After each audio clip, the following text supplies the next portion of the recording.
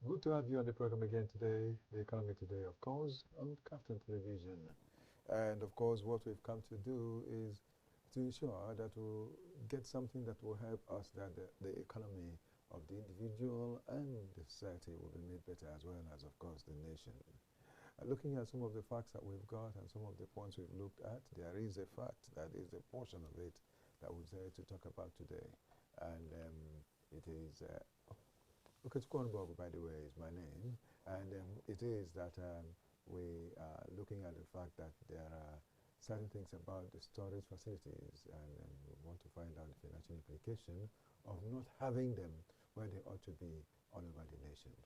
Well, we discussed that. I have a guest, but you will not see him now. You will see him after the next program, of course. And the next one that we want to bring in immediately is the business news. But then don't forget that we still have other bits like financial market and all that to talk about. Just let's begin with business news. We'll return and I'll introduce my guest who is already seated here with me anyway.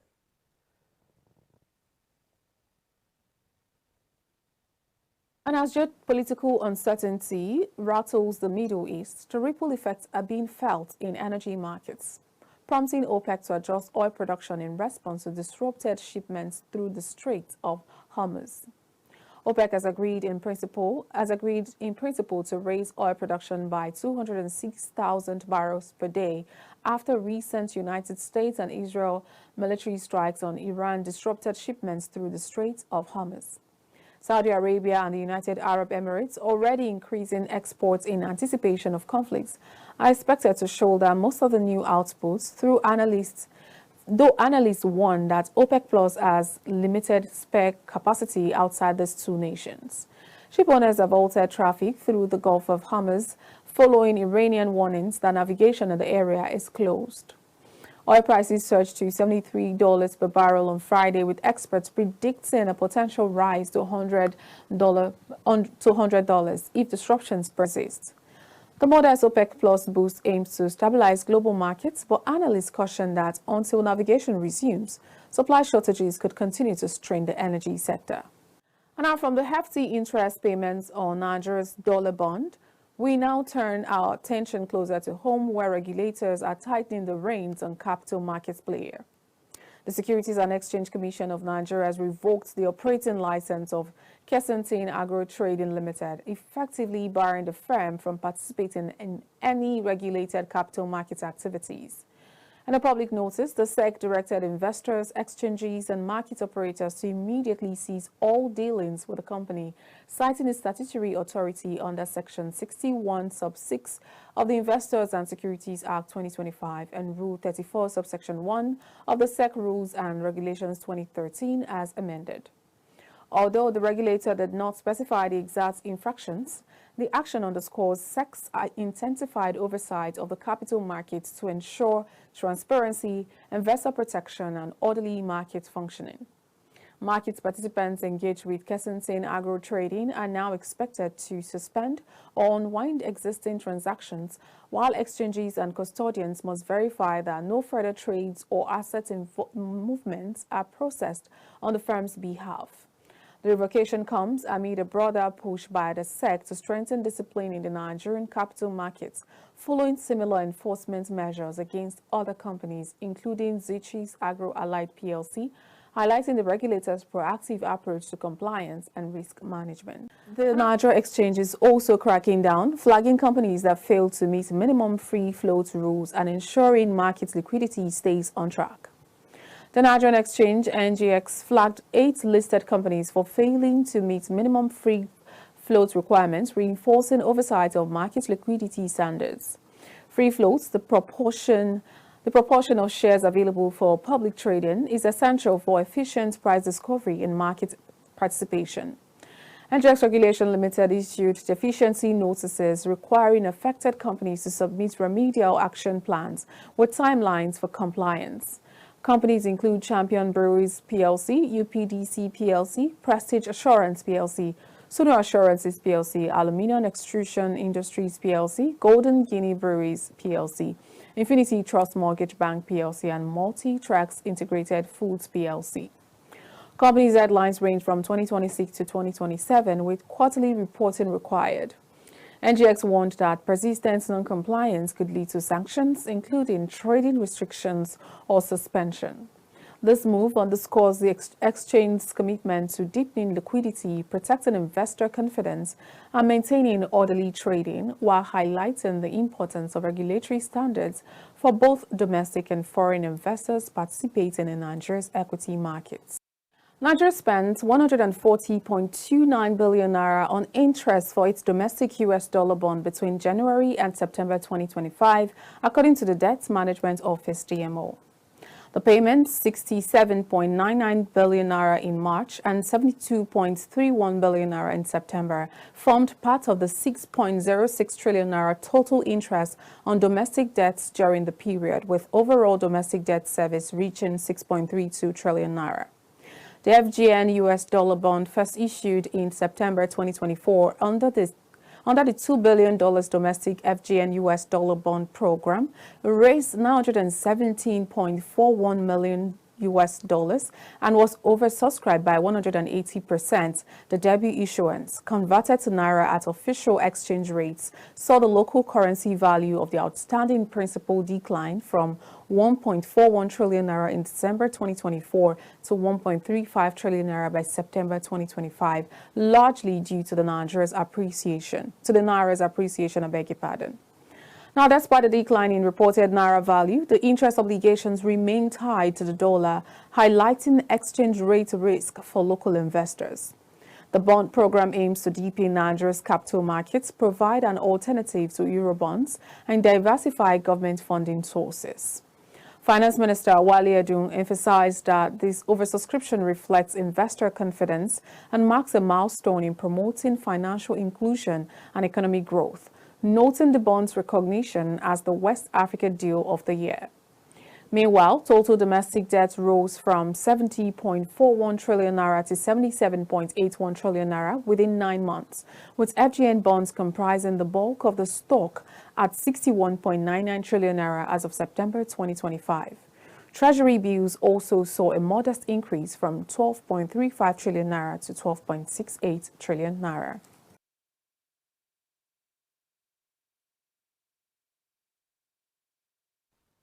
Well, that's it, and I believe that's a good message for you that you have picked from there. And we're still moving on. I want to look at what has happened in the money market, and we'll also look at the related, of course, the related matter too. That's still part of it, the currency market. Let's first of all look at the money market business. Yes, and last week the naira reversed its 4-week bullish streak, depreciating in both the official and parallel markets. In the official market, the currency weakened by 125 basis points to close at 1,363 naira 40 kobo per US dollar, compared to 1,346 naira 32 kobo per US dollar the previous week. In the parallel market, the naira closed at 1,400 naira per US dollar from 1,340 naira per US dollar, reflecting a 429 basis points depreciation week on week. The parallel market premium stood at 36 naira 60 kobo per US dollar. On a month-on-month basis, however, the naira appreciated by 277 basis points and 643 basis points in the official and parallel markets, strengthening from 1,401 naira 22 kobo per US dollar and 1,490 naira per US dollar, respectively. And moving still to talk about the other matters, the FGM bond market recorded bullish activity with sustained buying interest pushing yields lower across all maturities. The average benchmark yield declined by 50 basis points week on week to 15.42% from 15.92%. Yields across the short, mid, and long-term maturities fell by 2 basis points 49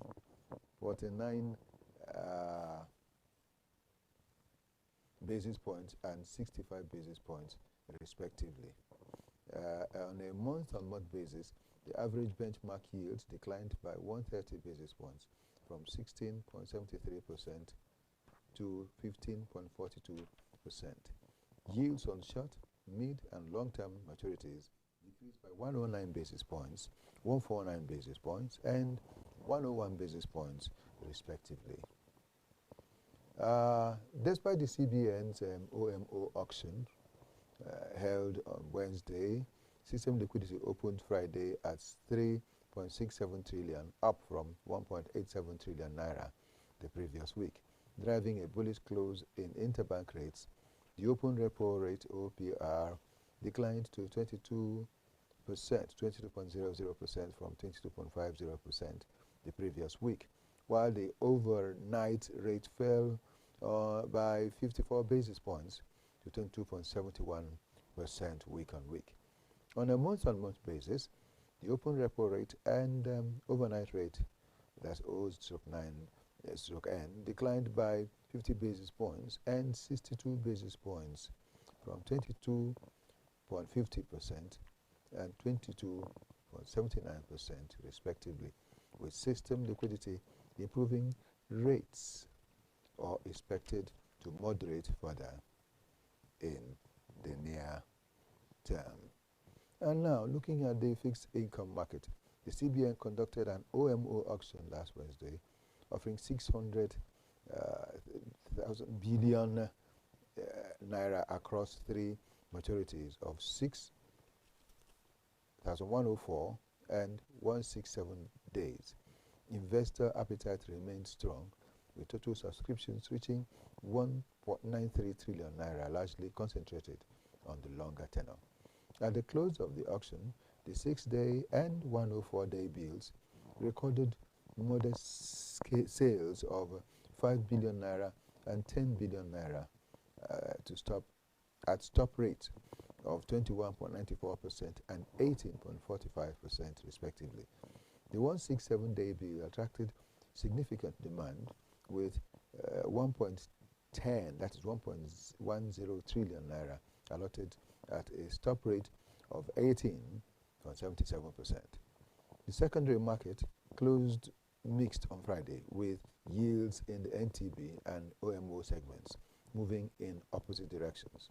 The average benchmark yield in the NTB segment declined by 16 basis points to 17.26% from 17.42%, while the average benchmark yield in the OMO segment rose by 13 basis points to 20.26% from 20.14% the previous week.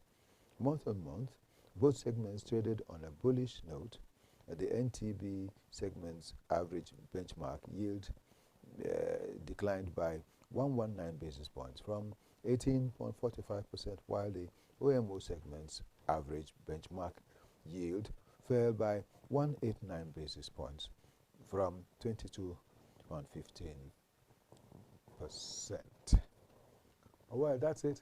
We'll return to the other things we will have, or still have, maybe having something else later before the end of the program. But in the absence of that, we're coming in straight away. And what do we have?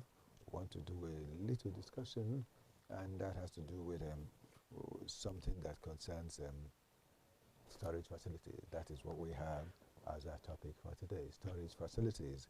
And looking at it, we're also looking at the financial implications concerning it.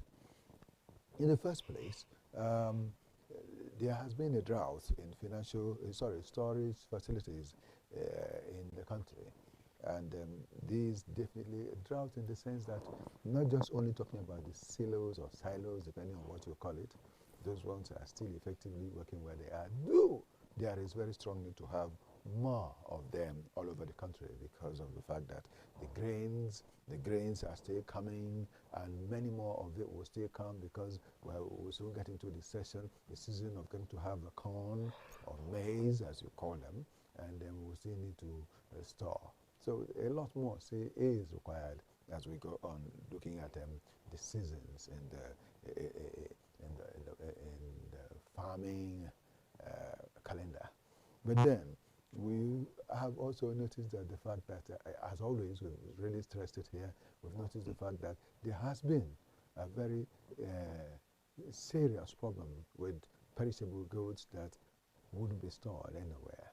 And it's become a serious problem because looking at some market areas where you get to and you find out that a whole lot is wasted. Talk about products like vegetables, and they are just wasted like that on a constant road.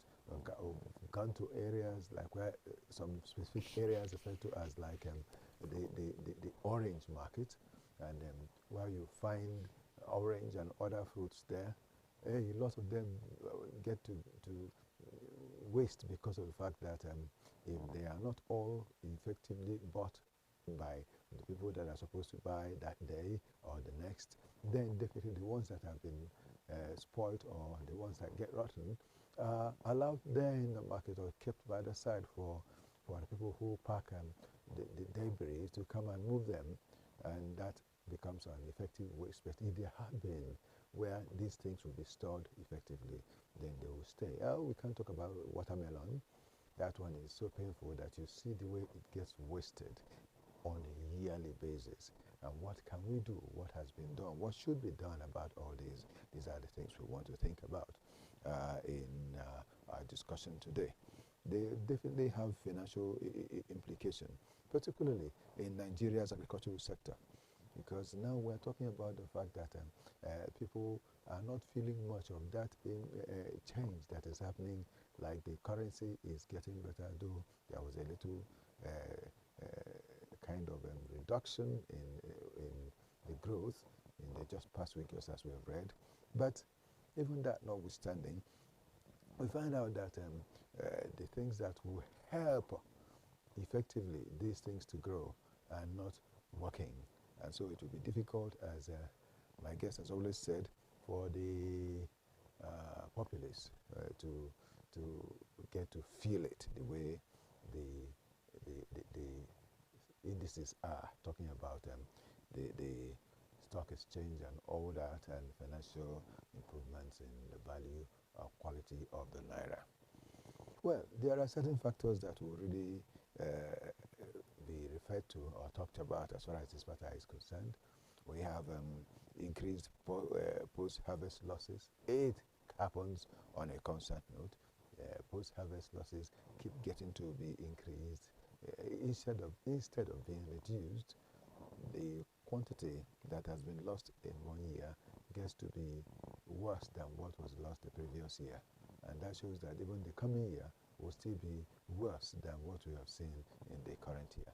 So this should be checked effectively if we truly want to talk about having our economy affect the people effectively, and let's see how it goes and what comes out from it. There is also they talk about the price volatility, because this definitely would also play a very big role in what has to do with all that. Then we have increased costs, we have reduced exports and opportunity costs and all.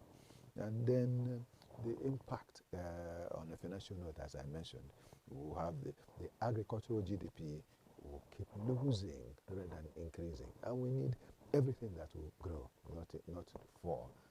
Everything that will gain, not lose this time. I'm just taking points like that to mention. I will still delve into all of them as we go on.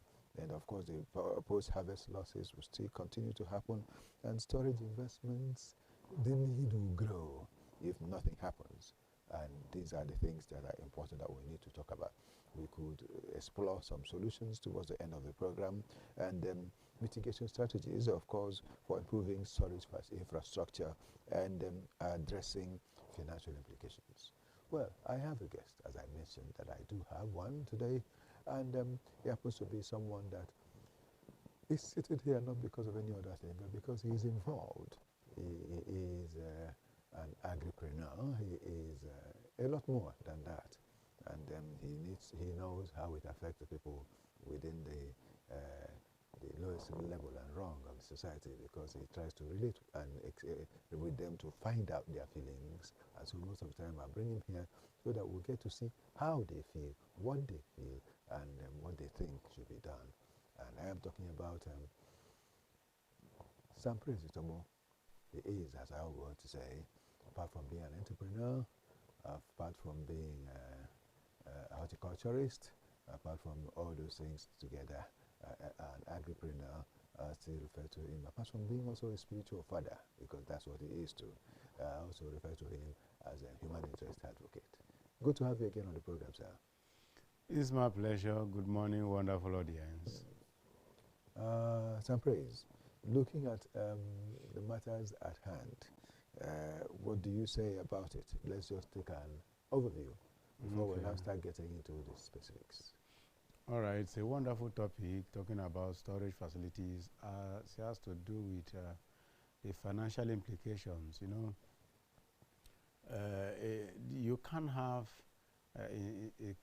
industrialized economy and you don't talk about storage facilities, because whatever you must have gotten from the farm, you need a primary place of storage where you now use them from there.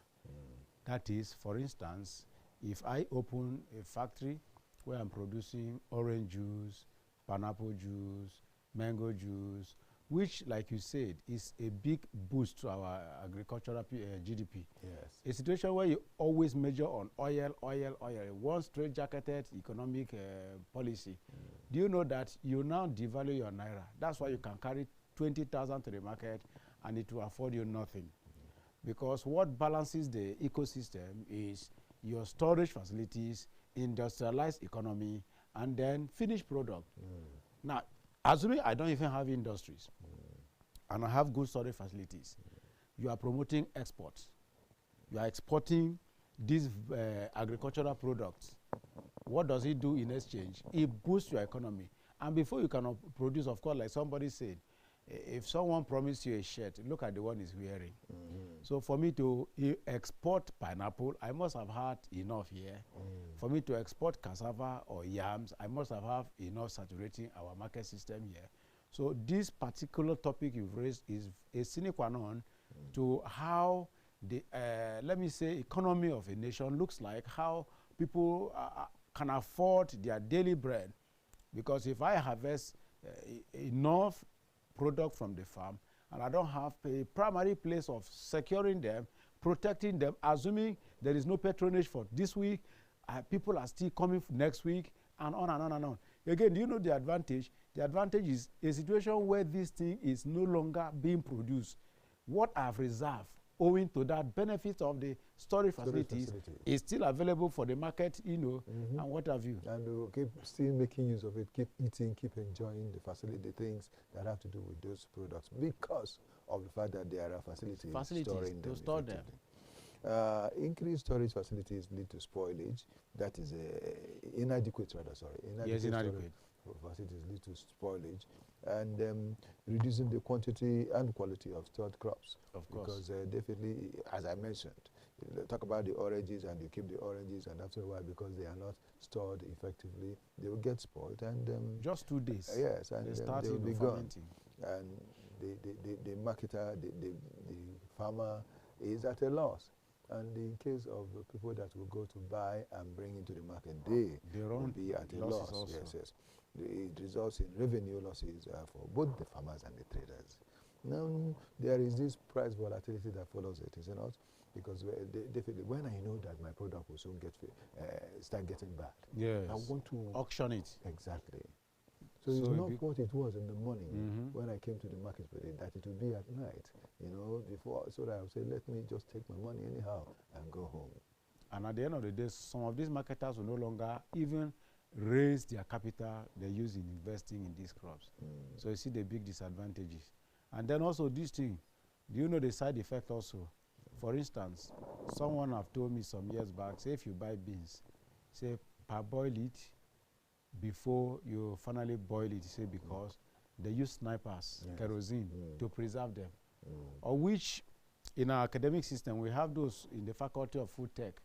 So if I read food tech, I need an industrialized storage facility where I can operate and work. Because reading food tech, I already know what I can use to preserve yam, to preserve cassava, to preserve mango, and on and on and on. So it's increasing joblessness, because you just read some of these courses out of university and then you are still going back to with a shovel and cutlass looking for day job. You know, so those are the chain, nosediving effect. Okay. We have talked about the increased costs because definitely when he finishes this, when he wants to go and produce again, it will not be easy for him. Start running around for money again. Yeah. So, and at the end of the day, if he eventually succeeds in getting the money and he farms and gets it out, it will not be the cost it should have been, because he will first of all think of how to get back the money. That is initial investment. Yes, to return to whoever that gave, before talking about his own benefits, his own profit that will come from it. And then continuity. And then, of course, that changes the price. Volatility, of course, that changes the price of the product. Yes. And not because that the price should have been changed, but because of these other factors. The factors surrounding production. And as a result, the person that is the consumer suffers this again. Most of these things become carcinogenic, you know why? Just like you are saying, between the producer and then the middleman who now get involved in transportation, you get? So, which we also get some of these things deteriorating in the course of movement. So for instance, you are loading basket of oranges, pineapple. If the road is not good, and now delays like that time I was bringing in plantain from Benin. Edo State, yeah. You see? Now goods are supposed to arrive today around 5, ended up 2 days later because of bad road and what have you. So I lost a fraction of my goods. What if it's an immediate perishable good? Like tomatoes, oranges, onions, count them. 2 days in the road, you have already, destroyed everything. Incurred a whole lot of and loss. Millions have gone down the road. How do you boost the economy? How do you pay your workers? How do you feed the market trend before the final consumer? So that all those things lead to scarcity of product, which also results to inflation that we are talking about. Okay. Looking at the impact, financial impact, let's do a little bit of an estimate. The agricultural GDP, definitely from what we have said, everybody understands it, will go down. It's already going down. Because of the fact that it has happened this way. And there will be effective loss continuing from that GDP whenever it happens. Whenever it happens that it is operating in the life of whoever that is the person doing it. Now, if you look at that, there are effective, it could range from 10% to 30%. It could range from 10% to 30%. And if it's like wide that, margin. Yes. And if it happens this way, what do you expect the person that is the trader to do? What do you expect the person that is the trader to do? Nothing other than to continue looking for ways to get it better. All of it is affecting the GDP. Of course. We're talking about it from the agricultural sector. Yes. It's affecting it. Due to inadequate storage, we have lost a lot of money in this country. And I keep crying about it most of the time on this program. Why should we continue to be losing finances? Because of what can be handled and ameliorated. Exactly. Set clear for people to, do better things with their lives.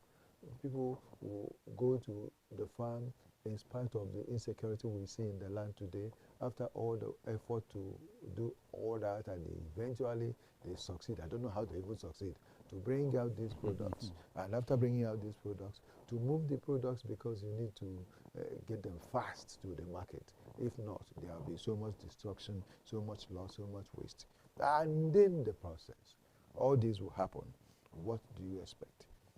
Keep losses, they keep coming.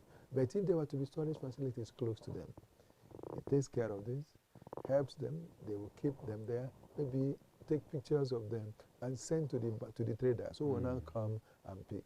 And again, the infrastructural differences, because you mentioned that.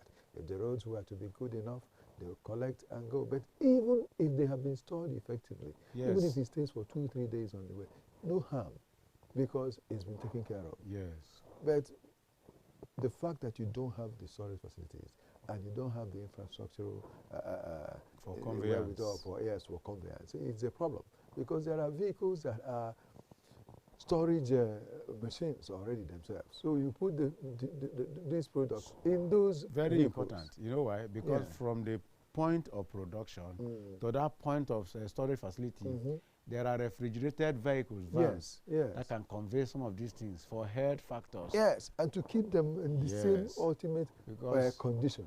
As we speak now, they are very scarce, and if you even see one, they'll cut your neck. And in the course of conveying some of these things, flies, insects, all these things perch on them, then green log some of the road, and in the course of all those things, a lot of things are already happening, deteriorating the originality of the vitamins we have gotten from this product. So you are very, very correct. And so such losses, such post-harvest losses, the estimate has been up to 20 to 40% of total production for crops like grains, fruits, and vegetables. So such losses, can you imagine if this 20 to 40% is saved? 20 to 40% of these products that the loss factors are removed.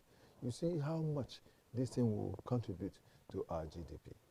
I notice a trend. You know, sometimes somebody will say, we should not always talk about government, do government.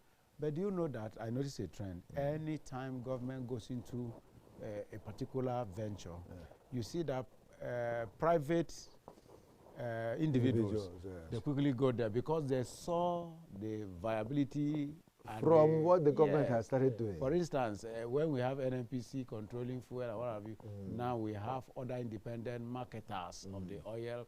You know, a federal government, like in those days before the oil boom, it was agriculture that was the mainstay in Nigeria. And so you have, I grew up in an agricultural environment. Everybody is celebrating it. You know why? Government has stamped it there. So government is a key factor, a key player to any development, or even like these storehouses we are talking about. If we have co-rooms, and maybe every state government just say, okay, we want to venture into empowering the agricultural sector. So in every state, every local government, we are having government install co-rooms. Yes. And you run it within 6 months. Private practitioners will start coming in because they have seen that there is something good coming from here. So that if, as it's supposed to be in Nigeria, if NNPC control fuel depot is at 5 naira, private control depot may likely be 6 naira. 6 or 7. So everybody will want to go and patronize the one of government, unless otherwise the distance is enormous, you see. So that's why we can never underrate the government of the day in introducing infrastructure that will better the economy through the agricultural sector. So I am an advocate of government help us. Yes, government support for the populace as a matter. Right now we have so few agricultural products because of the workforce. That's number one. Then the labor. Everybody now is, you know, urbanization syndrome. You know, while a huger proportion of our youth are now in cybercrime, called Yahoo, one chance. So the energy we need in the agricultural sector is dwindling by the day. Who knows where this country is heading to? So if government can think of going back to that structure of our foundational economy of agriculture, I bet you it will become celebrated. Of course, you know that government-owned media is more prolific. Yes. So you advertise it on the media sector, space and what have you. Everybody will start seeing the beauty of how I should do this, I should do that, and on and on. And then we also have something like a government bank that like a Bank of Agriculture is there. But it's not being, it's just by name as far as I'm concerned. Because if you go there, they may likely ask you to bring the teeth of your grandmother's chicken and maybe another head of John the Baptist, if possible 4, even though we know we only have one John the Baptist that was, on. So the protocol becomes something it becomes a problem. That's talking about facilities that are supposed to be produced and I don't even know why we should be asking for collateral when you're doing this. When the farm is there. I am in need. I have the energy. You're asking me for collateral. If I have the collateral, won't I go ahead and go and get them? Forget about coming to you. So it's well, the percentage that they have talked about in the loans from banks also need to be looked at on a serious note. Nigeria requires significant investment of an estimate of 1 to 2 trillion naira to bridge the storage gap in this country today. Not million, but trillion. Trillions. Between 1 and 2, if not more, trillion naira. You know, because of epileptic power supply, that if is I'm going to build private storehouse, yes, I may need to power it myself. So yes, it's capital intensive. So how much do you have to power? So those are the things that is making it as if it's unattainable. Of course, if you want to be safe, of course, you don't just power it with just the public power system. Because if it were to be that one, then you're not going anywhere. You are running big losses. So there would be need to have solar-powered solar power or all these Meccano generator, these big ones. Okay, big generators. To power your refrigerators, schoolrooms. Now you look at it and consider what it will cost you to even get the fuel or the diesel, as the case may be. To power them. Is that on a serious note we are talking about? And then let's explore some of the solutions that we can find and mitigation strategies for improving storage infrastructures and addressing financial implications in Nigeria. Investment in modern storage facilities. If the government, and apart from the government, the well-to-do individuals would also want to invest in modern storage facilities, it will go a long way in helping. Climate-controlled warehouses, silos or silos as they want to call it, and cold storage facilities to reduce post-harvest losses. Damages. That's it. That's one. We look at, again, public-private partnership, just as you have mentioned the first one that I mentioned, investment in modern storage facilities. But then there is this public-private partnership. You know, you said something a bit about it, because you said if someone sees that the government is doing it, then they want to go in. Yes. And you gave an instance with the oil sector, yes, where it is happening today. We have the IPMAN, we have the other ones, you know, and they are all doing their thing.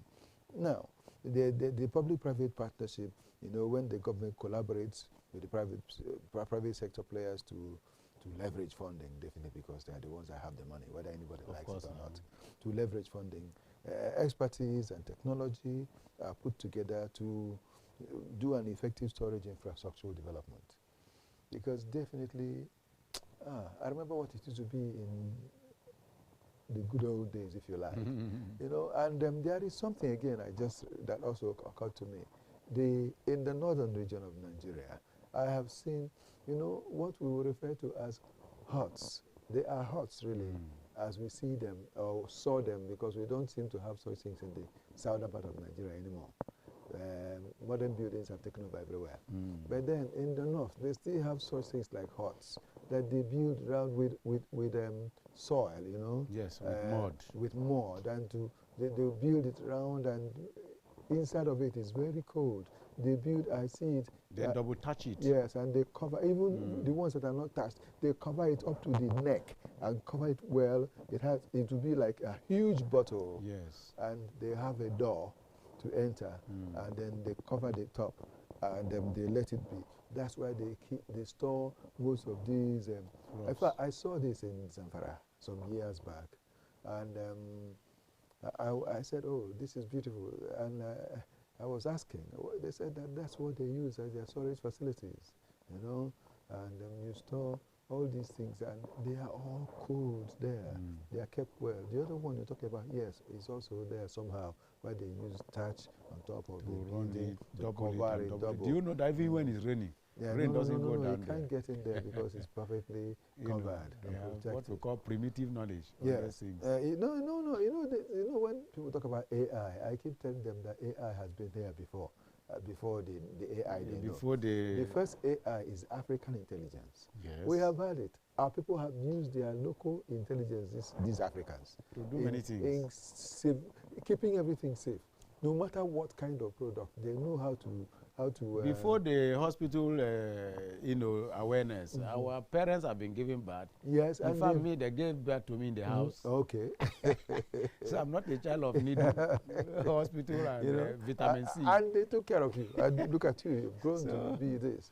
You know, there has been African primitive intelligence. AI. Yes, yes, it's African been there. intelligence. That's AI before the artificial one that is now existing. Everybody is now over-depending on it. We are utilizing. The same thing with all this money transfer. Yes. We over-depend on all these things, but the foreign countries that brought those innovations, their system works. Sometimes now here, data, you are not, there's no network. In fact, you try many things. Somebody want to buy something of just 5,000 naira. He will stay here for another 1 hour. Try to network. He will raise it, goes this way, raise it. Fly it anyhow. Carry cash with you. In fact, I must we over depend on all these imported what have you.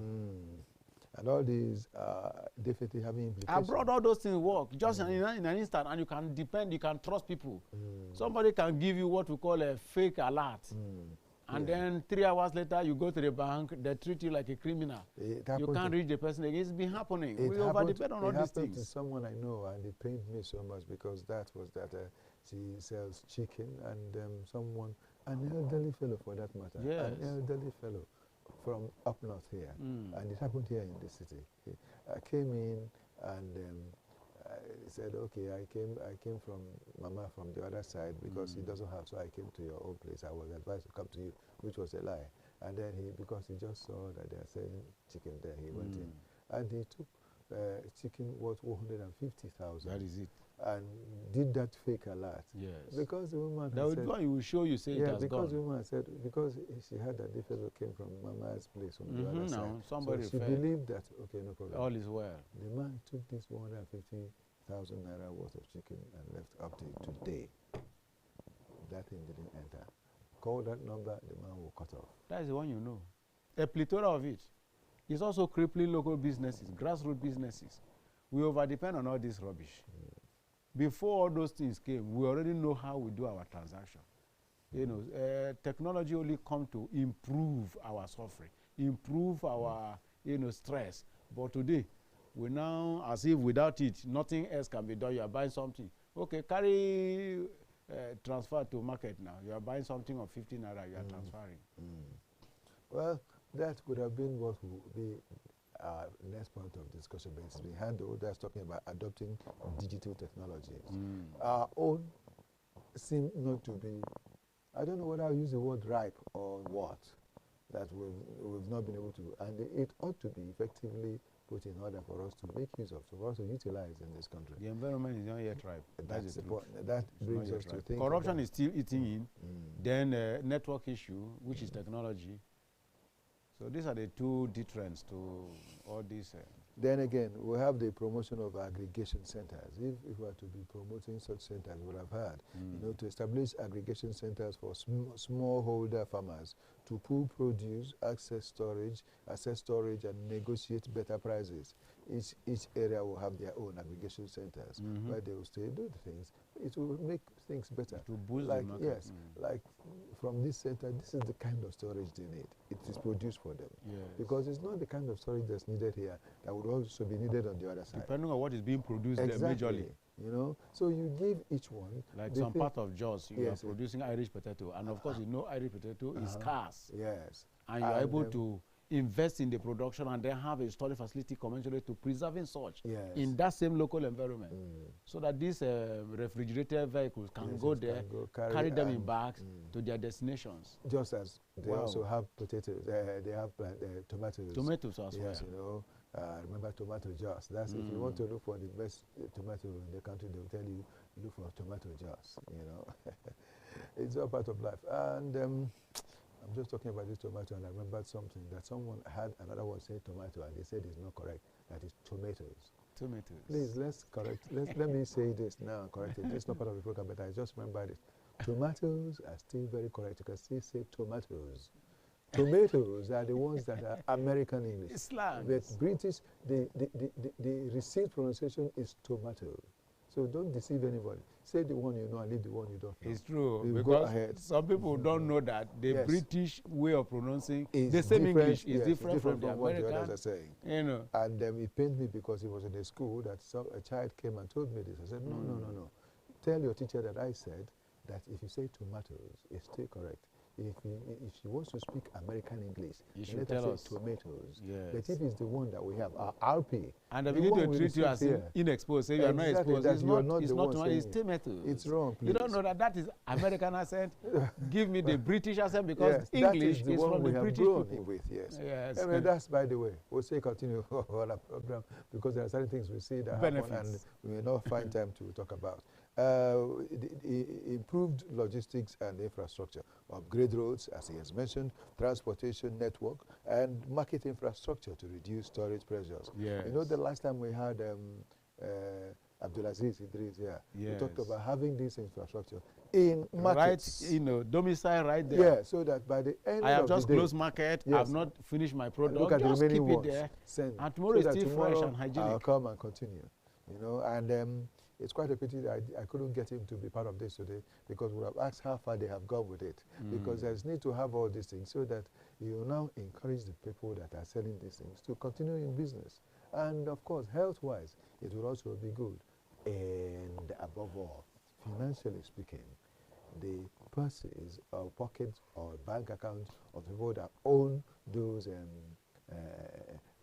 preservation centers Facilities. will be made better. Yes, no. So it's still good. It's still And it good. reduces unemployment. Yes, because of you course. employ. You employ people that will be there to do the You know, work. food tech, Yes. health tech, all those people will be Yes. there. So there is need for all of us to have all these things.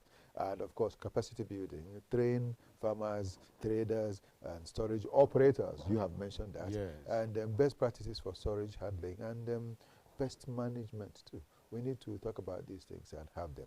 Some successful initiatives in Nigeria include National Strategic Grains Reserve.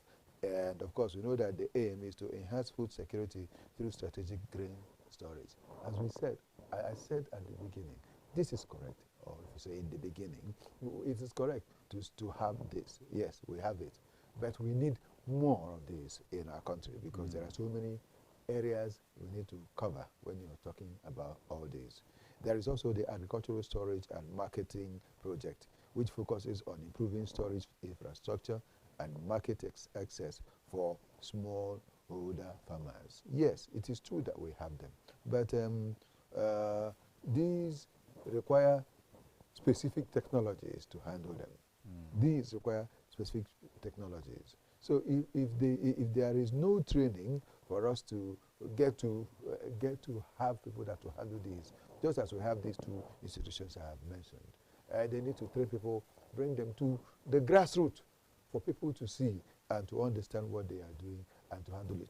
To address the financial implications of storage facilities drought, because it's the drought of storage facilities that we're talking about today.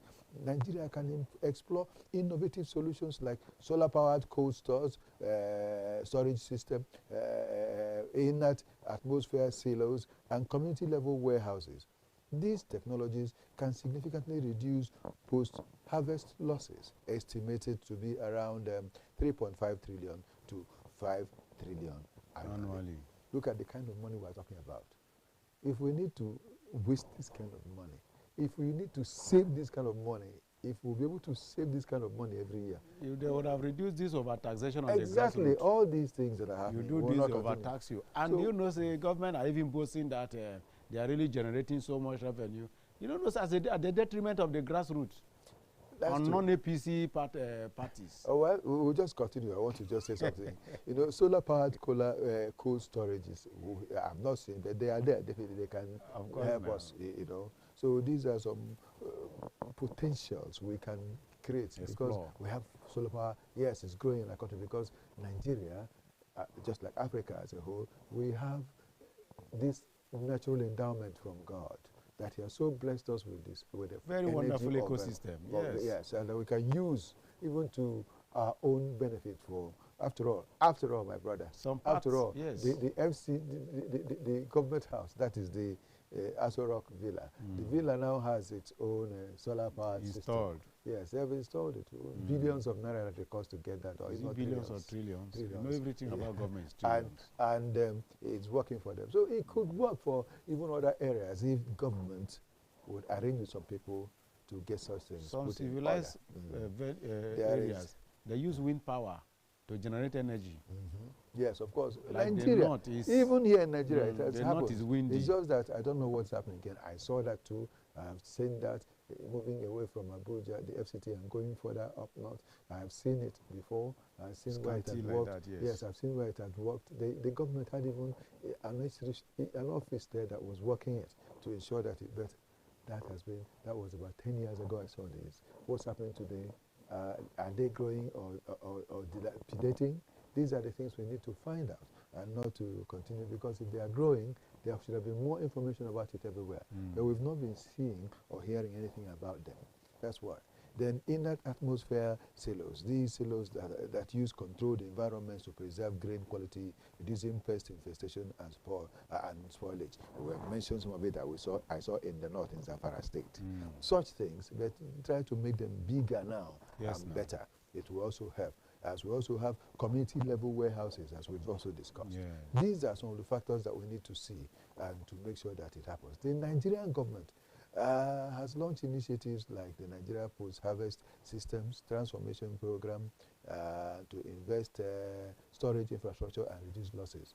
But we want to know how far. It's not launching these things as a point. How far has it gone to affect the lives of people? That's what we're talking about. Let's make use of these things, not just on paper, it has launched this, it has launched that. After launching it, how far? You know, that launching, they will tell you that it took them 50 billion to launch it because of that money factor that will be hijacked. But where is it happening?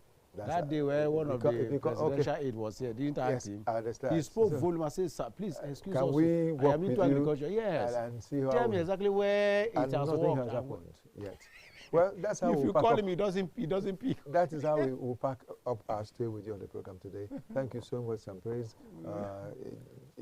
People interest, human interest advocate, as I will also refer to you on cases like this. Thank you so much for being here with us. The pleasure is mine. And do remember that you are still part of what we do here, so we'll keep calling.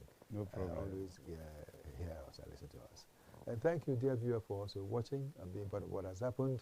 We thank you so immensely for being part of it effectively. Thank you, and do look forward to another segment, another production, another moment we will share with you on the program. I want to say thanks to a lot of people who have helped one way or the other to see that things we have done today have gone well. Oh, I wouldn't forget Sanusi Debayo. Thank you so much. Kachetan is also around. Thank you. And I know there are some other people who are there. I wouldn't forget too that Anne Igoin helped so much. Thank you, Anne. Thank you, Victor Adeye. Thank you, Victor Chizea. And thanks to everyone else. Felix Akinjabola and head of station talking about Ruben Okala. This is Okechukwanubog. What have I got to say? Not forgetting that Emmanuel Solomon was here to put things in order. And I say, may the best happen to us all the time.